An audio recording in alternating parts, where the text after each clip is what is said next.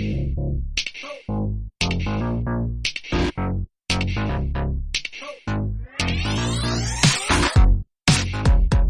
is time to get into the upcoming or the current season that we have going on right now in Marvel Snap, and that is the Hellfire Gala. And I believe at one point we talked about like what was upcoming in some of the seasons, and I had to have you explain to me what the Hellfire Gala was. Can you do that one more time? So if there's listeners out there, they would understand what in the world is the Hellfire Gala. It is a new tradition established in the X-Books when Krakoa became its own nation. I'm not sure why they decided to call it the Hellfire Gala. I guess because the Hellfire Trading Company, run by the vestiges of the Hellfire Club, was kind of the economic engine for Krakoa. And this was kind of a PR thing, a celebration of mutantdom and mutant culture, kind of like the Met Gala, only the clothing was slightly less ridiculous, I guess. There's some weird stuff. If you check out the Snap variants of the Hellfire Gala variants, you'll get some idea of it. But it had all kinds of mutant bigwigs, but also they invited humans. A lot of Avengers showed up there. Past Hellfire Gala guests have included, and I'm not making this up, Conan O'Brien and Kevin Feige. What? Yes. The first Hellfire Gala is when the mutants terraformed Mars into planet Araco, which made some folks nervous. That's also where they elect the new team of X-Men. And then the most recent Hellfire Gala, some really bad stuff went down. Okay. In fact, Marvel, given their penchant for recycling past titles, made this latest Hellfire Gala the scene of the New Mutant Massacre.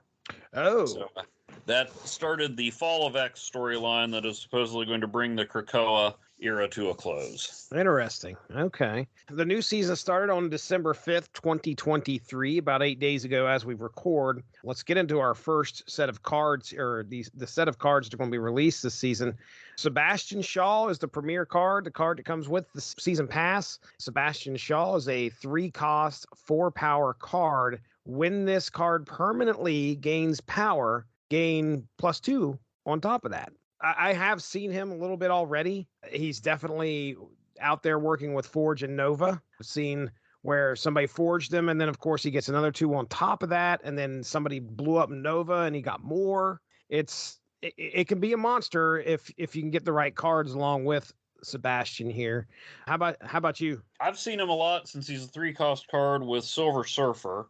Ooh, okay. Just like in those classic Silver Surfer Sebastian Shaw team-ups in the comics. Now that I've seen it in action, it's a little better than I thought it was. I was not tempted with this season pass, though, because I don't know why, Jesse. This is not like a MODOK situation, because I at least see the appeal of MODOK. Sebastian Shaw, to me, and maybe I just haven't read the best stories, is like one of the lamest X I don't know if there is a best Sebastian Shaw story out there. Like I don't think there is. Yeah, he's like doing Benjamin Franklin cosplay. He likes to take his shirt off a lot. Mm-hmm. Like even he was positioned as a power player in the Krakoa era, but like I can think of 2 comics because I've read a lot of those. I can think of 2 comics in there where he hasn't been a punchline. Oh, really? He's like a really super macho scumbag. And as ridiculous as the guys look in the Hellfire Club, they have the women dressed pretty ridiculously. And somewhere over the years, Sebastian Shaw has kind of become like the token misogynist guy. Yeah. Like I said, other than 1 or 2 instances, even though he's supposed to be like a major businessman and power player, he's on the Quiet Council of Krakoa. He's just the token misogynist who shows up and gets defeated thoroughly and embarrassingly by a woman who will then make a speech. Now, don't get me wrong, boo misogynist. Yes, kick his butt.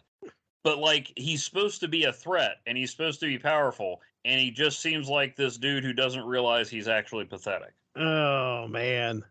Everybody else on the Quiet Council, you get why they're there. And Sebastian Shaw, they were like, hey, we need somebody who's good at business. Shaw used to have King in his codename and wears those puffy shirts. Let's ask him and just make Sunspot be the comic relief. That seems like what they may have actually been doing with the premiere card for the season. Just like looking around, trying to figure out, okay, who do we need? Who meets the criteria of being somewhat involved with the Hellfire Club, and we don't actually have in the game yet. Oh, Sebastian Shaw, that fits the bill. Okay. Yeah, well, that's true. It's either him or the White Queen. No one's gonna be like, dude, we finally got that Harry Leland card. Right. Oh man. All right, next Although up. now in the comics, the last I read, I've been reading a lot on Unlimited, Kingpin and Tony Stark are the white and black kings of the Hellfire Club at the moment. Wow. It's definitely done some outreach then. It's a little less inclusive last time I remember reading it. They're also both married to mutants now. Okay. All right. So that brings them in. There you go. It's a whole thing. I won't get into spoilers and that whole storyline, but I'm curious to see where they go with it. Okay. But yeah, basically right now Iron Man is somehow an X-Men book. Okay. Yeah, that's different. The only way that I would like spend a resource on Sebastian Shaw is maybe if they had a Kevin Bacon variant. We'll take it. X-Men First Class reference there. There you go. There you go. All right. The Blob. 6 cost, 4 power. On reveal, merge your deck into this and gain its total power. The Blob's ongoing power is he can't be moved, which is so apt. His mutant power. Yeah, that is beautiful. I love it. All right. Yeah. His on-reveal ability is just a fat joke. True.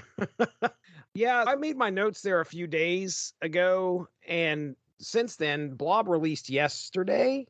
But I was coming up with a strategy already, which was if your deck is going to be part of one card when you lay him down on turn 6, then you want as many heavy hitters as you can get in your deck. When that all hits, you have now a massive, massive card. I think I threw to you that it would probably be a good idea to have Taskmaster in there, so, and maybe Magic for turn 7 or Wave to get Blob out early, as long as he is still in your hand. And of course you want to protect him at all costs as well. Armor is probably a good idea to have in your deck as well. But yeah, man, this was a pretty cool card. Just looking at the abilities of the Blob. What are your thoughts on the Blob? He was definitely a card I wanted. I wasn't 100% sure if he would. He looked like he would at the very least be fun to try to strategize with. Thought maybe he could end up like Living Tribunal, where it took a little time to figure out how to make him work. But I had 3 spotlight keys, and wouldn't you know it, I got him on the first one. Oh, that's great. I immediately threw together a deck that took some of your suggestions. Okay. And my friend Luke also suggested Living Tribunals. That was my initial brush with him, and he worked out pretty well.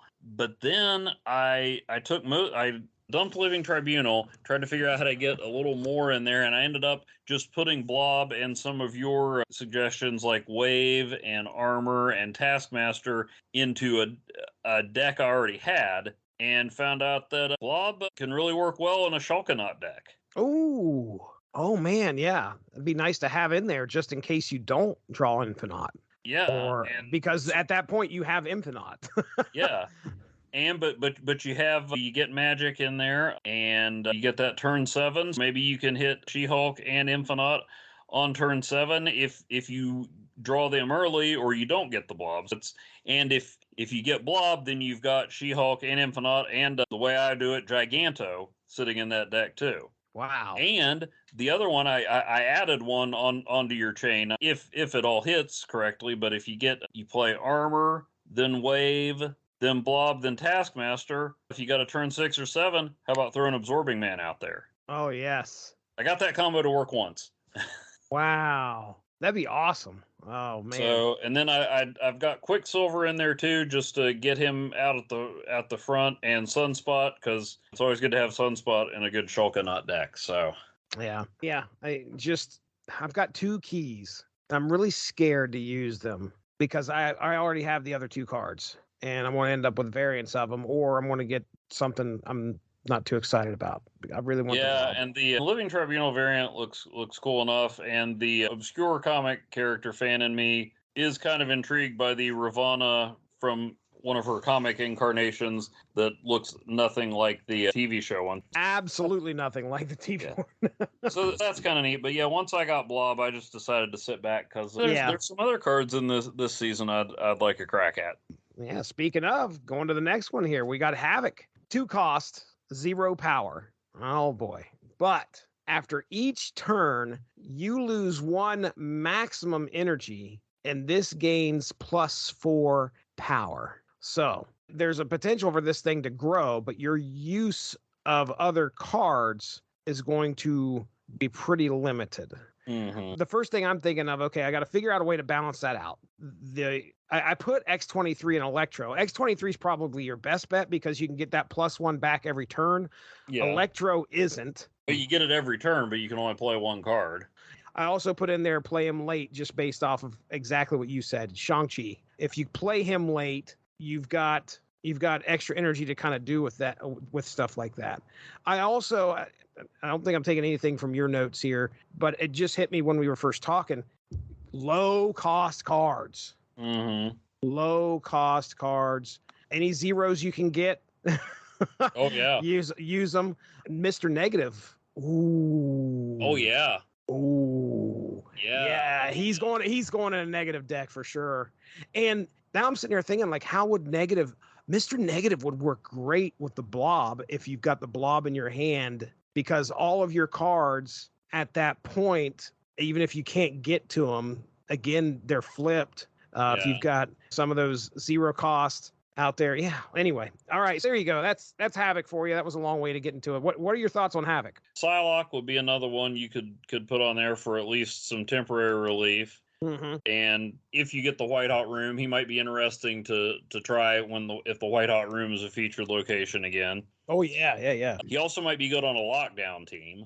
Oh yeah. Where you don't need to play a lot and play him with Nebula, because if you're worried about your opponent playing there, but that's a way to keep compounding, getting more points without having to play a card there. So yeah, that's still one card I do not have. I do not have Nebula. And he would also be good with the Blob, because if your energy is decreasing, then you won't need as many cards to play. That's true. But you would never be able to play the Blob though unless you get to turn 7. You got to have magic in there, because the Blob, the max you would get is 5 if he's out there. Yeah, wave or magic. Yeah. Yeah.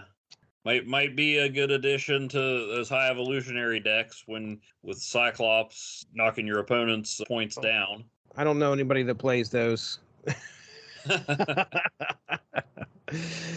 All right, next up, Selene. A 1 cost, -1 power. On reveal, afflict the lowest power card in each player's hand with -3 power. This one was a tough one to wrap my head around. Mm-hmm. Because you've got to figure out a strategy to make her useful and not hurt you in the process. Not to steal your thunder, but the only Hellfire Club team up that's more classic than Sebastian Shaw and Silver Surfer is Selene and Annihilus. Selene and Annihilus. Oh, they traipse across the negative zone, wreaking havoc all the time. They'd probably get along, honestly. You're probably right. It's a shame that it took Marvel Snap to get those 2 crazy kids to hang out. But go ahead. That was my initial thought, was she's good for Annihilus, and then you could be dragging another of your cards down into the negative zone, so to speak, and have Annihilus toss them over to your opponent. Yeah. I had down here it's going to hurt Iron Man, which it would. But only if he's that's the lowest power, not lowest cost. Yeah. It's the lowest power. If he gets -3, he comes out again, a great combo with Annihilus, because if your opponent has an open spot over there and you can warp over Iron Man with a negative power, especially -3, that essentially becomes a -6 on top of whatever they're doubling over there. It could potentially swing things if you got Iron Man over there. But yeah, I put down here, wouldn't do much of anything to Dracula or Null. You throw out Dracula, that's going to get negated at the end of the game. Null, same thing. Doesn't matter if he's got -3 power or not. 3 less power, he'd be starting from there instead of 0. That's true. Not much, but wouldn't hurt. I thought, does it say add? I think so. Oh yeah, I'd like to know what the text is. Double check that. I did put pair with goblins. Throw if you can get -3 on the hobgoblin and send him over. That's a -11 right there. That says he has the combined power of all cards destroyed this game. I don't know if he adds. I thought it would. It would like subtract the 3. I don't think it will. I think it acts like Dracula. I think Dracula is discard, throw the power on. Null, I think, is the same thing where he just comes out of the 0 no matter what. And then at the end of I don't know if it's at the end of the game. I have no idea. If you played him, let's just say you played him and no cards were destroyed in the game, and Celine got played, would he be laid out there as a -3? I'm curious. Would. Yeah, I think he would too. I'd have to see it. Again, they're finding ways to put abilities and mechanics onto these cards, keep the game more interesting, which is good. I'm glad that they're doing that. Celine will be no different. She'll ruin a lot of people's plans, I have a feeling, because they're going to throw something out there, but it's going to cost them those few crucial points to win that lane, and plus it ruins. It's just not good. It's not good. Any other thoughts on Celine before we get into the locations? No, like I said, she'll probably pop right into my Annihilus deck and may bump Angel out of there. Maybe okay. Nico. I don't know. All right. Let's go ahead and get into our locations here. Our locations, starting with the location that's hot right now as we speak, and that's Castle Blackstone. The player winning here gets +1 energy each turn. My notes were, this should be fun to watch. People fight over. You might want to get your Watcher in your hand and start laying down on it early. Mm-hmm. So that way you are getting the energy as soon as it appears, if it's going to appear turn 3. Didn't really have a deck built specifically for it. If you're going to load the blob up, he's good to put on there. And just watch out for Shang-Chi. But yeah, it's that +1 energy can be a difference maker sometimes. It's a fun one to try. All right. I said it might be good with Havok because that makes up the energy you're losing, and Venom might be good there because you can play him and keep building that location up. That's true. It's true. But you gotta have other location, one more to win the game. So that's right. All right. Then next up, second location is going to be White Palace, which is copy the highest card in your opponent's hand. And yeah, it's White Queen as a location. Yep. It will make for some interesting strategies come turn 6. You're going to have an idea of what's in your opponent's hand at that point. You should. There's always the possibility they may draw their key card afterwards. But usually if they've got a heavy hitter there, you're going to know what it is. And then if it's Hulk that's in their hand and he's in your hand too, if you got a Shang-Chi, you just got to try and figure out where he's going to lay it. Yeah, White Queen as a location. Usually, what does it cost to get White Queen out? 4? Mm-hmm. A lot of people usually weren't using that card earlier unless you were trying to use Psylocke and get her out there early for some reason, because it's not right now in my game playing ability am I sitting there trying to figure out a way to get White Queen out early so I can see what card you have in your hand. This will actually figure into a lot of people's game playing. Of the 2 locations, I feel like White Palace probably is a little bit better, but it's not very inventive. It's just taking a card that's already out there, and making it a location. But it does change the game a little bit because people are going to be able to see what's going on maybe a little bit early. You may be able to see what's in that person's hand turn 1 if they got a big hand, big card in that person's hand. You play a few on it, and if say the high card in their hand is She-Hulk, that could get interesting. Oh, really? Yeah. Legion would be fun. Mm-hmm. Get a couple of everybody. Oh, now you got 3 of the highest cards both of you do. What's going to go down? Or that might be a good time to play the good old Silver Surfer deck, because there wouldn't be as many high cards for them to grab. Oh, it's true. Yeah, they'd all be little. I have a lot of 3-cost cards in there. So that might be a good time to visit that. Yeah, that's a really good idea. I like that. All right, there you go, ladies and gentlemen. That is a look at the Hellfire Gala season. Started in December here. Best of luck to you. Hope you win a lot of games and maybe employ some of the strategies that we came up with here. Thanks a lot for joining us. Make sure to tune in tomorrow for the next installment of Snap Material.